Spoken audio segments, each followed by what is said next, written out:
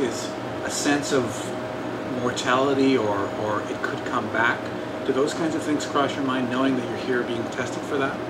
No, I have no worries about that. 1 out of 20. That's the survival ratio for lung cancer patients. And 26 years after having one lung removed, David Piercy is still going strong. And today at the dump, he's kicking my butt as he prepares for the 24 Hours of Adrenaline World Solo Championships. I need to see how far I can go. When I started doing bigger hills 4 years ago, when I started racing, and I found out that my lung wouldn't blow up.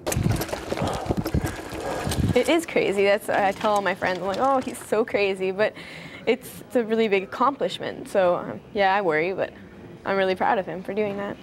Mountain bike racing is an uphill battle for Piercy. With half the lung capacity, everything requires twice the effort. If he only has one lung, then he would only be able to oxygenate his blood half as quickly, and only half the amount of lung space to get the oxygen into his blood to go to his muscles. With one lung, it's twice as hard to do anything, including mountain bike racing. But for David Piercy, the toughest part has been going public about his condition while fundraising.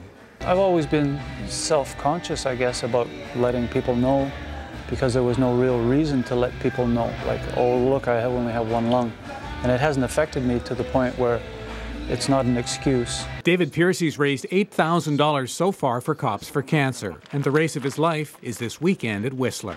Norm Labus, the Island News.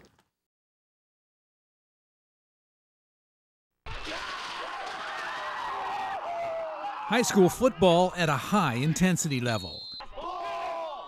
Under the Friday night lights in Raymond, it's a big deal for a small town in southern Alberta. It's the highlight of all the events that happen here. It's a small town with big expectations, fueled by football success in the early 90s. And in a tiny prairie town, that success is magnified and amplified in a close-knit Mormon community. It's always been a huge dream of playing for the Comets. Everyone wants to play for the Comets. We got great athletes who want to work for it. 4 provincial titles in the last decade, this coming from a school of about 250 students in a town of just 3,000. The simple answer, success builds on success. As the generations go by, former players come back to coach and they give a lot of time to the program. And so there is an expectation there, but there's also a desire for the guys that have previously played to come back and give back to the program. There's a lot of pressure. It's kind of nerve-wracking. We handle it with, like everyone else does, we take it on upon ourselves to do what we expect and what everybody else expects. Provincial football officials call Raymond the only American town in Alberta, a reference to the rabid sports following. The Comets coach sees that pressure as a good thing.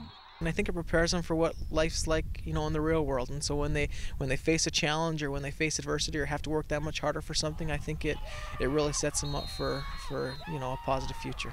On this night, Raymond easily handles league rival Lethbridge Collegiate, perhaps another step towards a provincial title for this football-mad small town.